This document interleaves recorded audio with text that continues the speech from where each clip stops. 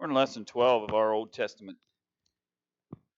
history study and this survey study. I hope this battery will last. I was grabbed a new one, but I forgot they wrapped those new batteries that we bought. You got to practically have a nuclear weapon to get the plastic off of it. And so I'll take something sharp to it here in a little bit and switch it out before the sermon. Hopefully this one will last. I just remembered right last minute that Wednesday, as I took it off, it was flashing red at me. So hopefully it'll get us through the Bible study anyway this morning. If it quits, I'll find something to scrape that plastic off that battery. Numbers chapter 16, lesson 12 is where we're at. And we just passed the point in time in terms of their history where God had told them, pick ye what? Get yourself how many spies? Get 12 spies, one from each tribe. Send them into the promised land. And what was their objective? We talked about Wednesday night. Search, spy, look, find information, not come back and tell us whether we can what? Whether we can take it or not, right? And so that's where their failure, in a sense, came, was they kind of left the role of a spy and turned into the role of organizer, leader, and convinced the people that though the land was wonderful, right, and they even had enough courage to bring some of the great... By the way, side point, Bob, I almost wonder in my mind, right? So they bring the grapes back, right? And they had to carry it on a what? Yeah, a couple guys with a staff, and you carry. And I'm thinking to myself, okay, number one, I've never had to call a buddy to help me go to the grocery store and get a bunch of grapes, right? And so I'm thinking about this, but here's the part I'm thinking about. That's almost like taunting them. You're in your mind, you're going to come. I can't help but believe that before they ever get back to the camp, that they've already determined in their mind that what they're going to say is, we can't take it. It's too great. But you think about that. But yet they brought the very fruit of the land to demonstrate, just as they had kind of been told, if you've got the courage to do it, bring some of it back so that the people can see what kind of place it is. And yet they do that, but it's almost, and by the way it ends up happening, it's almost, rather than an excitement, let's go take it, it turns into almost a taunting. This is what you could have had, but we're not strong enough, and we're just grasshoppers in the sight of these giants like the sons of Anak. And anyway, it's just kind of interesting when you think about the fact that they had the courage to fulfill all of those purposes, yet up to the point where then they say, nah, we can't take the land. And so, obviously, God's not happy with them about that. Again, God's about ready to just wipe them out. Moses and God have this conversation, for lack of a better description, and Moses implores God, don't do that. That could be an embarrassment to you, to God, because here you did all these things to bring them all the way out of Egypt, and then just slay them here in the middle of the wilderness. You'll be mocked and scoffed among the nations round about. So, in a sense, God changes course, and He's basically going to eliminate a generation, with the exception of Joshua and Caleb, who earned His respect by their commitment to go taking the land. The rest are going to have to wander in a wilderness until you remove that generation for the next 40 years. So the next step in our historical study, then, chronologically, is to talk a little bit about the events and circumstances that happen in that 40-year time period. From the time that they're told you're going to have to wander in the wilderness till the time they ultimately will conquest the land. So that's where we are in the historical chronology. And we come to this moment in Numbers chapter 16, where he deals with an individual by the name of Korah. It's interesting, that name pops up, by the way, in the Bible on many occasions. It pops up. It's actually a name, I think, connected to Esau. It's a name connected here to ultimately Levi. It's a name also the psalmist referred to in terms of some of the writers. So it's a more common name than sometimes we realize. There's multiple people by this name within Scripture. But here's this Korah, who's the son of Izhar, if you're in Numbers 16:1 with me, the son of Kohath, the son of Levi. So we're just a few generations away from Levi, and Dathan and Abram, the sons of Eliab, on the sons of Reuben, took men. So we've got guys named what? The same as So let me ask this question secondarily then. Who is this Levi he's referencing here?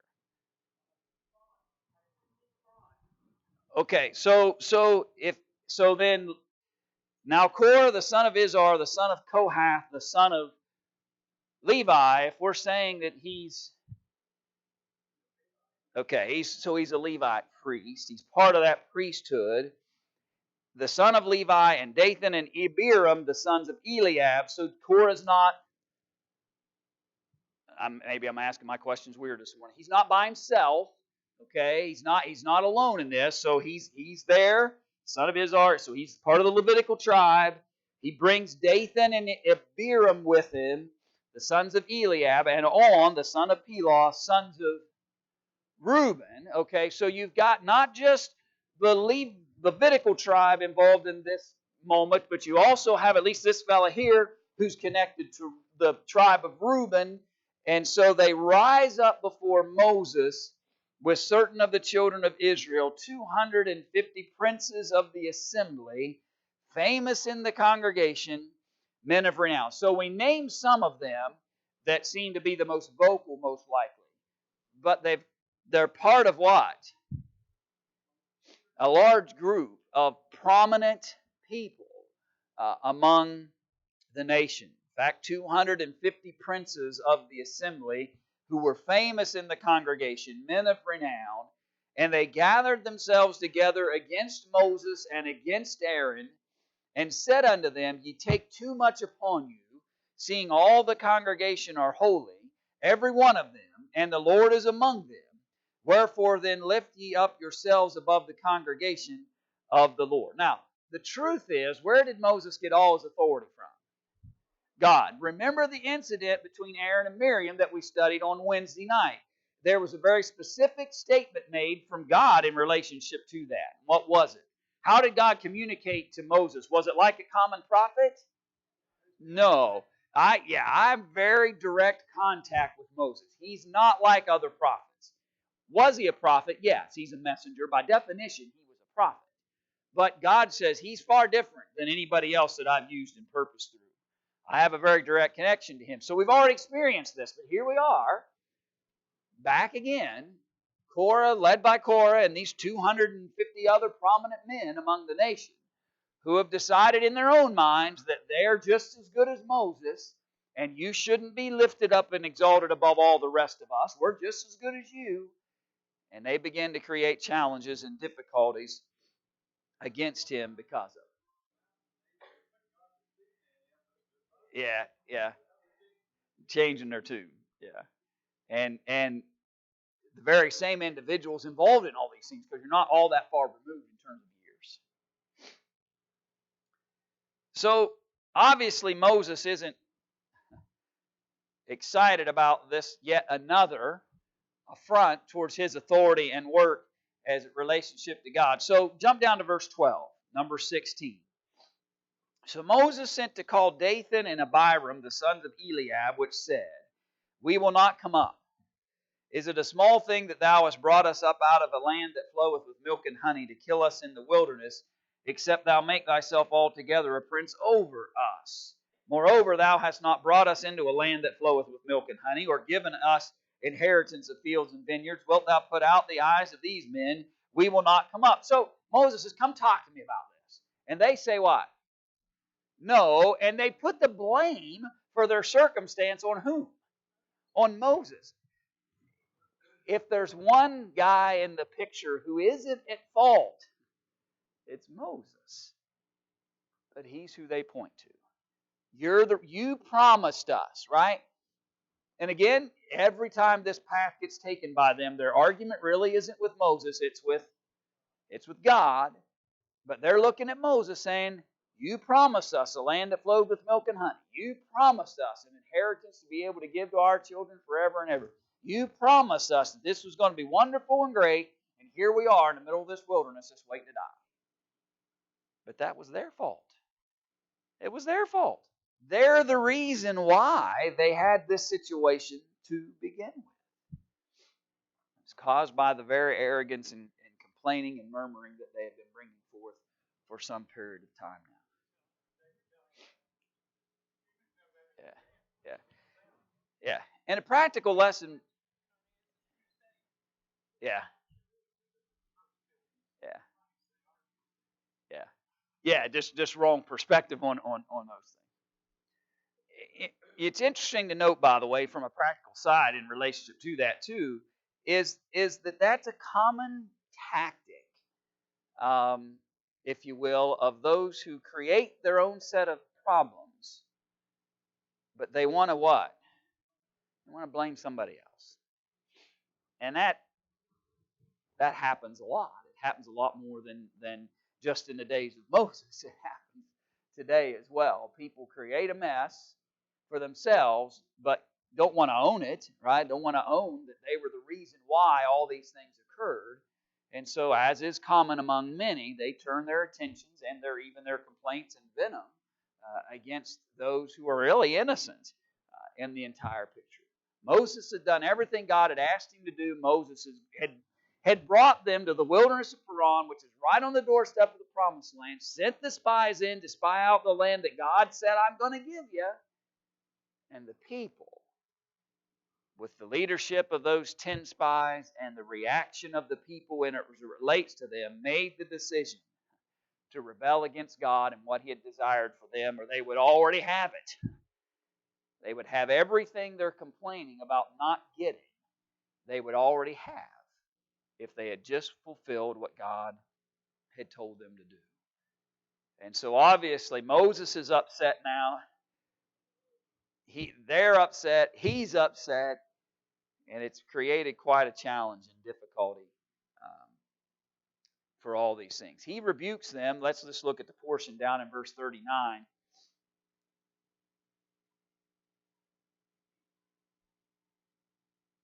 When he talks a little bit about Eleazar here, he says, Eleazar the priest took the brazen censers wherewith they that were burnt had offered, and they were made broad plates for a covering of the altar, to be a memorial unto the children of Israel, that no stranger which is not of the seed of Aaron come near to offer incense before the Lord, that he be not as Korah and as his company, as the Lord said to him by the hand of Moses. So God deals with them, the challenges that come because of that, and they even establish a memorial to remind them, don't behave this way. Don't behave in that fashion. I apologize, I skipped it. Let me go back to verse 8 for a moment and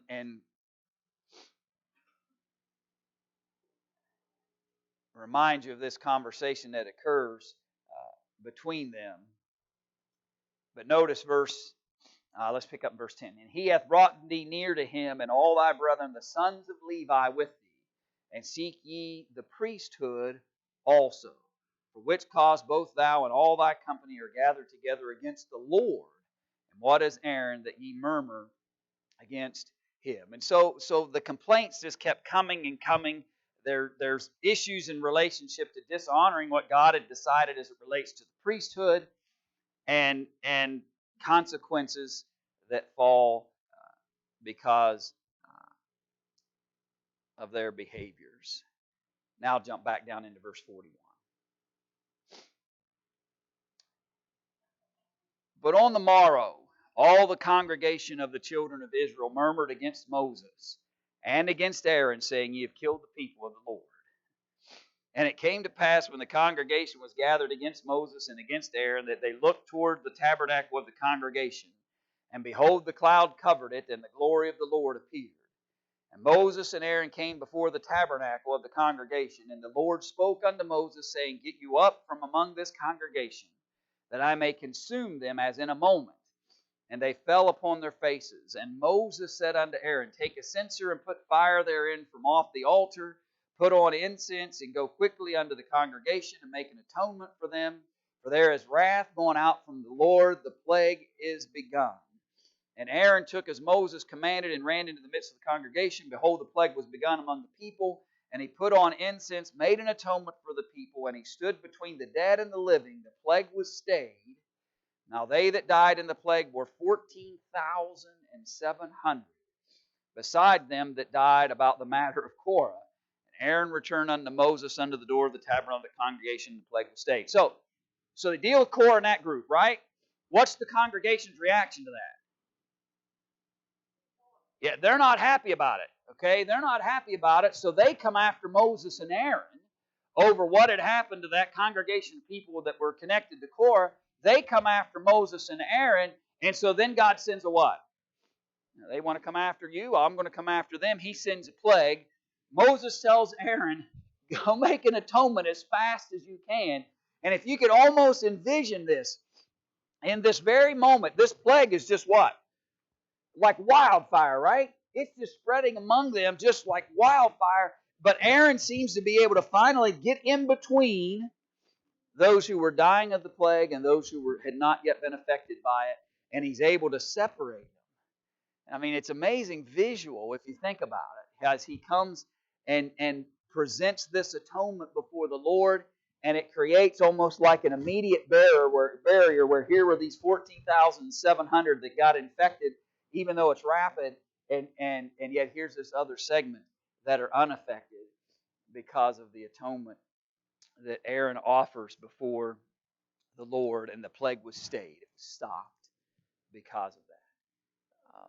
It's really it's sad to think about how they got here, um, and their rebellious spirit that just seems to cause greater and greater problems for themselves. Thoughts or questions up to that point? Yeah, yeah.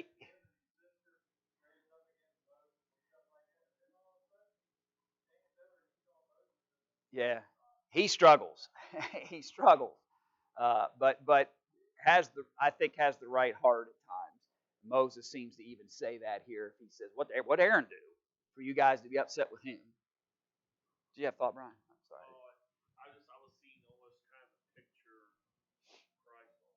Yeah. As he comes between. Yeah, yeah. You see that picture a little bit. So rebellion against God's leaders is really rebellion against God. That's question 1, by the way. Question 2 said Moses had a clear conscience on the fairness of his leadership. Yeah, true. I think he pretty much declares that. And how were the censers to become a sign for future generations?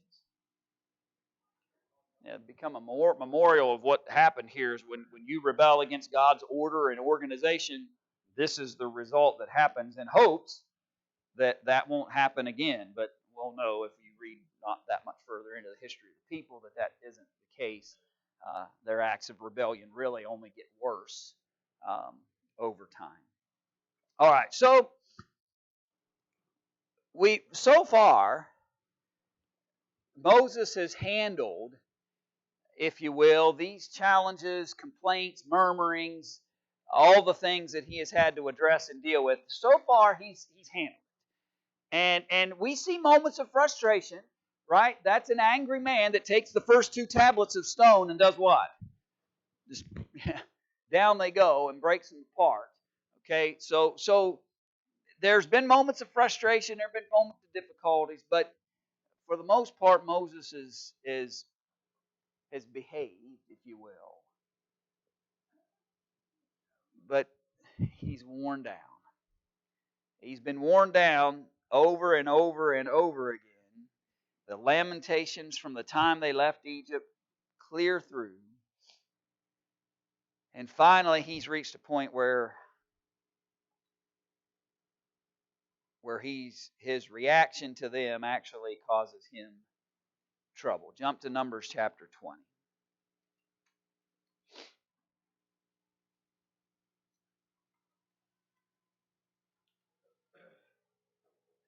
So they've come to the desert of Zin in the first month, and the people abode in Kadesh, and Miriam died there and was buried there. Interesting side note, in a sense, that's the moment in time that she passes, is buried there. There was no water for the congregation. They gathered themselves together against Moses and against Aaron, and the people chode with Moses and said, "Would God that we had died when our brethren died before the Lord." Okay. So we could have died. We could have died in Egypt. We could have just been swallowed up with the armies of the Egyptians in this. We could have died of the plague. We could have been consumed here. Every time that they run into a difficulty, or if it's hard or challenging, they find some reason by which to point to some other moment where that would have been a whole lot better for us if that would have just happened there. And so, why have you brought the congregation into this wilderness that we and our cattle should die there? Wherefore have you made us to come out of Egypt to bring us into this evil place? It is no place of seed, or of figs, or of vines, or pomegranates, neither is there any water to drink. And again, they're there because of their own choosing. They chose to rebel, and it put them there. Moses didn't lead them to the wilderness. Moses was leading them to the promised land. He got them to the doorstep of the promised land.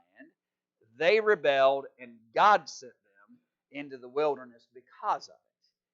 But yet, this is all Moses' fault. And so they come back to Moses with their complaints and griping again. They go, Moses and Aaron went from the presence of the assembly unto the door of the tabernacle of the congregation. They fell upon their faces, and the glory of the Lord appeared unto them. And the Lord spoke unto Moses, saying, Take the rod, and gather thou the assembly together, thou and Aaron thy brother, and speak ye unto the rock. Therefore their eyes, and it shall before their eyes, and it shall be forth his water. Thou shalt bring forth to them water out of the rock, so that thou shalt give the congregation and their beast drink. Now, by the way, quick, I realize we're summarizing and not hitting every detail as we go through all this history. But have we had moments prior, or at least moment prior, where water came from a rock? Yes, in the chronology, this has already happened before. Okay? And so keep that in mind as you see what unfolds here. We've had scenes already where that's a means by which God used in order to provide water. The instruction in this particular moment is that you should go do what? Speak ye unto the rock before their eyes, and it shall give forth his water, and thou shalt bring forth to them water out of the rock, so thou shalt give the congregation and their beast drink. Moses took the rod from before the Lord as he commanded him. And Moses and Aaron gathered the congregation together before the rock, and he said unto them, Hear now, ye rebels. Yeah. Moses' problem here, and that's exactly right, Gary. Well, we'll talk more about it here in a minute once we get the whole picture in. But this is more about Moses' disposition and state of mind than it is about anything else. Yeah. And he's let that frustration get to him. And that there is so much practical application here for us, we could just spend the rest of our class talking about it. And that'd be okay if we did. Because if we let people who have created their own, right? They've created their own mess. They've been told and given choices numerous times. How many times, even with this congregation of the Israelites, has God wiped the slate clean? Let's start over. Wipe the slate clean. Let's start over. And I don't mean kill them. I mean challenge them, but giving them a chance. And then give them another chance. And then give them another chance. Yes. The very one they're mad at is the one who spared them on multiple occasions. And yet, he snaps. And it costs him. Yeah.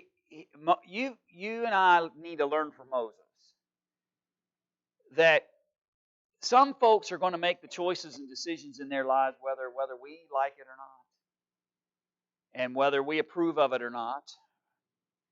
And we can warn and guide and do the best that we can to give them the strongest counsel and advice that we can provide. But some folks have decided in their hearts and minds that it's not for them. And their behavior toward us may even not be very kind because of the choices and decisions that we're striving to make that honor the Lord. But you can't let that change your mindset and attitude and disposition. Because now not only have they affected their own souls by their own choosing, but they're now affecting yours or mine. Moses has become finally so frustrated, they finally won. They broke him. They've been working on Moses for a long time. They finally broke him. Hear now, ye rebels, must we See that? Not the Lord will bring forth water, you complainers. You rebels must we fetch you water out of this rock. Moses lifted up his hand, and with his rod he smote the rock twice. That was the instruction, by the way, before. When they brought the water out before. Wasn't the instruction this time. The instruction this time was to speak. But he smote the rock twice. And what happened? Water came out. Now, it's fascinating when we think about it. Because, number one, Moses' disposition is wrong. He's frustrated, he's angry, they broke it. And he's now challenging them, you bunch of rebels. Must we? Taking personal. And then what appears anyway, he in essence ignores the instruction that God gave to speak to the rock. Rather, he strikes the rock twice. But yet the water came out anyway. Then the Lord speaks, verse 12. The Lord spoke unto Moses and Aaron, because ye believed me not to sanctify me in the eyes of the children of Israel, therefore ye shall not bring this congregation into the land which I have given them. This is the water of Meribah, because the children of Israel strove with the Lord, and he was sanctified in them. And Moses sent messengers from Kadesh unto the king of Edom, thus saith thy brother Israel, thou knowest all the travail that hath befallen us. And so here's, you can hear maybe in some ways the disappointing tone that God has as he speaks to Moses. And God accuses basically Moses and Aaron of being in what? What's the word he used there in verse 12? Yeah, he calls them unbelievers. Because you believed me not. What part, apparently, does it appear that they didn't believe him in? And that's not an overcomplicated question, by the way. Yeah, I told you speak to the rock, and I'm going to give you water. But apparently you didn't trust me, and so you decided to tell that congregation, you bunch of rebels, must we bring water from this rock, and you chose to strike that rock instead. And you didn't believe that I would provide it in the means by which I told you I would. Their act of disbelief is going to cost them dearly. And it's going to create a challenge for Moses as it relates to the promised land. All because he allowed the congregation to frustrate him to the point where he now is the transgressor. He's now the unbeliever. From the time they left Egypt, the congregation kept having moments where they had become unbelievers, though they had every witness and testimony in front of them to become believers, though they had all the things that they needed to see. They had seen the plagues. They had seen God part the Red Sea. They had seen His provisions. They had seen Him conquer one issue after another. They had all the evidences they need. They'd heard Him from the mountains, right? They were so scared when He spoke from the mountains. Don't let God do that anymore, Moses. But it doesn't last.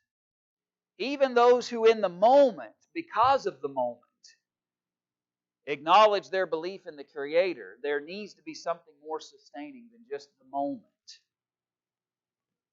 And though Moses, even though he had been faithful and had honored God's will and had stayed steadfast, he lets their rebellion rub off on him and becomes, at least for the moment, an unbeliever. And I think it's evidenced by two things. Must we bring water from this rock? And the second thing is God declares it. God declares that for that moment, they didn't trust God either.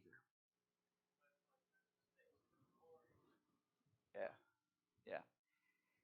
And there's an extra sense of sadness to me to think of everything that Moses has been through and everything that he's endured and everything that he's accomplished and fulfilled. And he lets them get to him in this moment and has this horrible moment in time that will cost him dearly. And I'll talk more about that in a minute. Go ahead, Bob.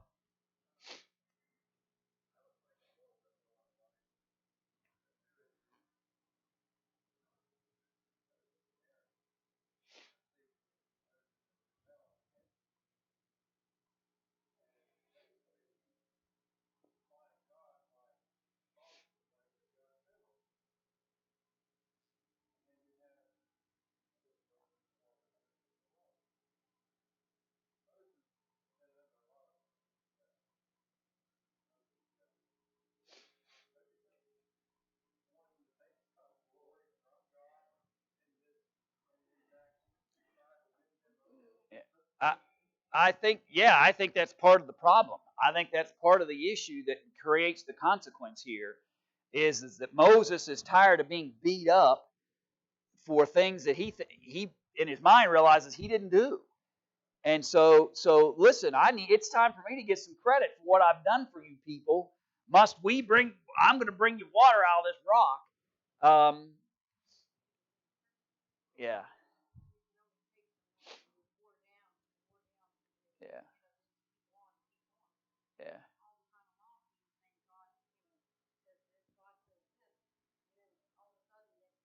Yeah.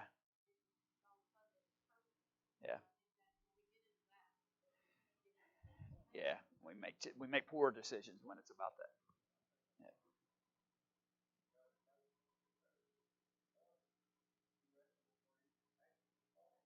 Yeah. And we have to be careful to not let people frustrate us to the point where we become the transgressor. That's really the lesson in this. Now, go ahead, Mary. I'm sorry.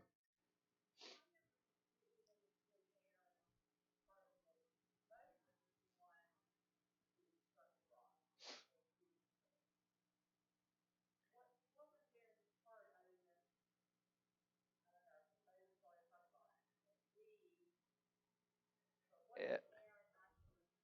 Well, and I guess sometimes it's not what you did; it's what you didn't do. And when Moses says, "Must we fetch water out of this rock?" Aaron has the obligation to say, "Whoa, whoa, whoa, not we."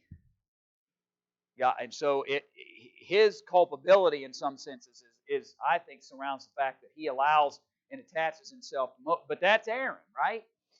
Aaron's, I want to say his track record, but it is his historical chronology. If you walk through it, he's highly influenced. He's influenced by the congregation. He gets influenced by Miriam. He gets influenced by he's highly, you know, easily influenced and persuaded. So I'm getting my conclusion would be, Mary, because he does nothing to change the discourse here. He seems to be hand in hand with Moses in this rebellion. Now, I say it's going to cost Moses dearly. What's it going to cost him? Okay, it's going to cost him the physical satisfaction of being eventually able to step foot into the promised land. Does it completely ruin his relationship with God? No. And I think that's an important factor that we need to make sure we recognize. God doesn't cut him off forever. And God doesn't say you are eternally lost because of this. He punishes him pretty severely. But the Bible actually, by the way, talks about how sometimes the consequences of those who are in positions of teacher or leader and the challenges are different. And so there's greater responsibilities in some ways that go along with that. And so it's severe that Moses is now included in that rebellious generation that doesn't get to go see the promised land. But it doesn't disconnect Moses from God forever. And it doesn't change their, in some senses, relationship. In fact, Moses is still going to spend the rest of his days doing what? Preparing the people to go in. To me, it's a parallel to what eventually will happen with David. David wanted to do what? What did he want to build? David wanted to build a temple. God says, you're what? You're a man of blood. I've always said, wait a minute, he fought God's wars. And yet but David, you're still not you did what I asked you to do, and you honored, but it's not the stamp I want on my temple. And so I'm going to let Solomon do it. David didn't bellyache and complain. David did what? He started preparing, getting ready, so that Solomon would be ready to build it when the time came. So he started making preparation. Moses does the same thing. Moses spends the rest of his days talking to the people about the things they need to know and understand before they go into the promised land. And I think that probably, to me, maybe this most poignant moment that kind of tells us, okay, Moses and God's eternal relationship didn't change, is we see Moses appear again where? On the Mount of Transfiguration, he appears there with Jesus and Elijah the prophet. And so you see that imagery, and I've always felt that that's kind of a pretty clear indicator to me that Moses is with God, right? He didn't lose his entire connection to God because of this one moment in time. He lost his opportunity to step foot into the promised land, but he didn't lose everything because of this one sin and this one transgression. Although it's really more than just one. There's multiple things that are happening in this scene. Yeah. And you wonder whether that's a positive thing or a bad thing, but obviously he wanted to go see it. He stands up on that mountain and takes a look. And I'm sure by that point, you're about 120 years old, I'm sure that by that point he's probably, ready to be done. If that makes sense. And challenges that he's endured these last 40 years. I think it's important for us maybe too for a moment to make sure we, sometimes we point. I suppose there's an element here. Sometimes we'll come to this text and we'll say, see there, when you don't do exactly what God tells you to do, this is the result. Be careful with that a little bit. I recognize that he was told to speak to the rock and he struck it. But it sure seems to me that this is more than just about he didn't do exactly what God said. That could be a side lesson we might learn from it, but there's deeper issues here. It's not just because he struck the rock rather than speak to it. God says it's because you became an unbeliever in the moment. That's the words of God. That's the reason why you are facing consequence, is because you became unbelievers in this moment. And so don't in some ways, use that illustration, because at the end of the day, God's own words tell us why Moses suffers consequence here. Not just because he struck it rather than speak to it, but because of his attitude, his disposition, his mindset throughout the whole thing.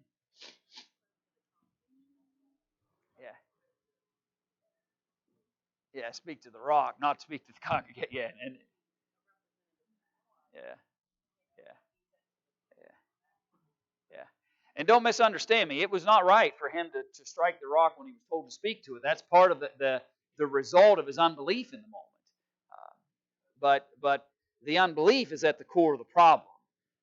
He could have if he'd had the same disposition of unbelief, if he had the same disposition about must we, and he still just spoke to the rock, it still wouldn't have changed the situation. That's the point I'm talking about. His attitude is the problem, and his disposition is the problem, not just that he did it. Yes.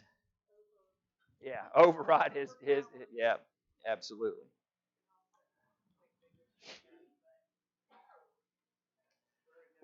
We've all been there, right, Kim? We've all been there where we've let the frustrations that others are causing lead me to poor choices, decisions, and actions. And let the man who says that's never happened say so, because I'd like to meet them, because they're pretty strong. Yeah, they're pretty strong. Yeah. Yeah. Yeah. All right. We'll come back, Lord willing, on Wednesday. We'll talk about these battles in the wilderness and other things relating to this piece of the history while they face these trials in the wilderness.